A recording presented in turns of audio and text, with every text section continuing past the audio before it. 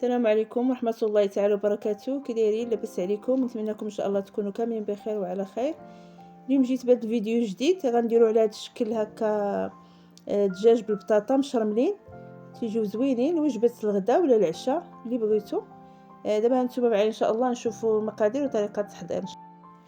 بسم الله على بركه الله، اللهم صل وسلم على سيدنا محمد وعلى اشرف المرسلين. المهم هنايا عندي القزبر ومعدنوس بجوج مقطعين، انا قطعتهم هي غلاط حيت غادي ندوزهم في لاشوار. عندي هنا الثومه هكاك فصوص ديال الثوم، عندي هنايا القنصه والكبيدات، وهنايا عندي الزيتون والحامض مصير هكا نص وحيده قطعتها هكاك وحيدت لها العظيمات. هنا عندي طريفات ديال الدجاج اللي عندكم.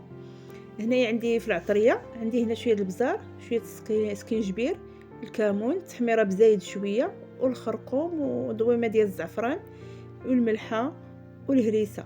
الملحه خلاص على حسب الذوق، والزيت هنا واحد كاس صغير ديال الزيت.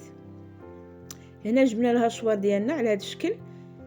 صافي غادي نحطو فيه القزبر ومعدنوس والثومه، وغادي نديرو فيه دوك الطريفات ديال الحامض. صافي وغادي نطحنو مزيان على هذا الشكل. المهم دابا غنزيدو الزيتون، انا تا هو تنطحنو، والعطريه كلها. اللي بغى يخلي الزيتون صحيح يخليه ماشي مشكل. الملحه خلاص على حسب الذوق، والهريسه. صافي تنطحن الكل. هانتوما هنايا زدت عليها داك الكاس ديال الزيت صغير، وزدت شويه تحميره حيت هاد الوصفه تبغي شويه تحميره. صافي والكبيدات والقنصات حتى هما. صافي غادي نخلطوا الكل مزيان حتى يتجانسوا العناصر ديالنا كلهم. صافي غادي نجيبو معنا دوك الطريفه ديال الدجاج. هانتوما غادي نبدا نحلهم هكا شويه بشويه باش ديك العطريه وديك التبزيره وخلاص كاع داكشي كيدخل فيه مزيان تيجي مشرب. هانتوما على هذا الشكل غادي نعمرهم الطريفات كاملين. ضروري نديروا هذه العمليه تيجي بنين الدجاج بهذا المنظر هذا. صافي غنبقاو على هذا الشكل هكا مستمرين، وغنخليوه يرقد شي شويه على ما وجدنا البطاطا ديالنا ان شاء الله. ها هي دابا هنايا راني قطعت البطاطا هكا كروات صغيورين. جبنا الكسكاس ديال الكوكوط حيت غنديرها في الكوكوط غنسد عليها. صافي غادي نستفو الدجاج هو الاول. الشرموله اللي بقات لي غنزيد عليها البطاطا، قلنا مقطعه مكعبات صغار.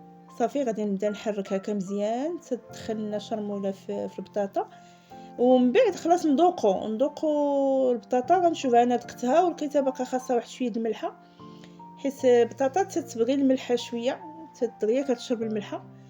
صافي انا غادي نعاود ندير البطاطا فوق الدجاج على هذا الشكل. غنستفها مزيان. صافي انا درتها في الكوكوط. خلاص درت الماء من تحت الكسكاس ودرت واحد الزليفه باش تهز الكسكاس حتى طبيعي البخار.